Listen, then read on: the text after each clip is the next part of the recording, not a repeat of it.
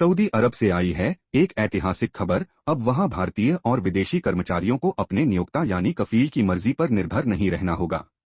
जी हां, सऊदी अरब ने करीब 50 साल पुराने कफाला सिस्टम को खत्म कर दिया है।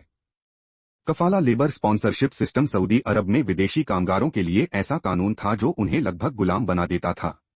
इस सिस्टम के तहत जो व्यक्ति किसी विदेशी को नौकरी देता था यानी कफील, वही उसके सारे अधिकार तय करता था, पासपोर्ट तक अपने पास रख लेता था और यह फैसला भी वही करता था कि कर्मचारी कब नौकरी बदल सकता है या कब अपने देश लौट सकता है।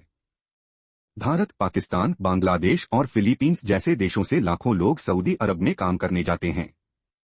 उनके लिए यह कानून दशकों तक एक काला अध्याय बनकर रहा।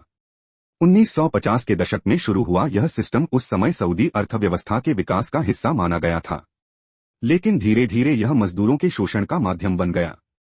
कई भारतीय और एशियाई कर्मचारियों ने सालों तक इस सिस्टम की वजह से पासपोर्ट जब्त होने, कम वेतन और घर न लौट पाने जैसी परेशानियों का सामना किया। अब सऊदी अरब ने यह कफाला सिस्टम पूरी तरह खत्म करने की घोषणा की है। यह फैसला लिया गया है क्राउन प्रिंस मोहम्मद बिन सलमान की महत्वाकांक्षी योजना विजन 2030 के तहत। विजन 2030 का मकसद है सऊदी अर्थव्यवस्था को तेल पर निर्भरता से बाहर लाना, विदेशी निवेश बढ़ाना और एक नया आधुनिक सऊदी बनाना। सरकार का कहना है कि अब वहां विदेशी कर्मचारी अपनी मर्जी से नौकरी छोड़ सकते हैं, नई नौकरी चुन सकते हैं और देश छोड़ने के लिए किसी कफील की अनुमति जरूरी नहीं होगी। सऊदी सरकार के मुताबिक यह कदम न सिर्फ विदेशी कर्मचारियों को राहत देगा बल्कि देश की छवि को भी बेहतर बनाएगा, ताकि अधिक विदेशी निवेशक वहां निवेश करने के लिए आगे आएं। भारत सरकार ने भी इस फैसले का स्वागत किया है।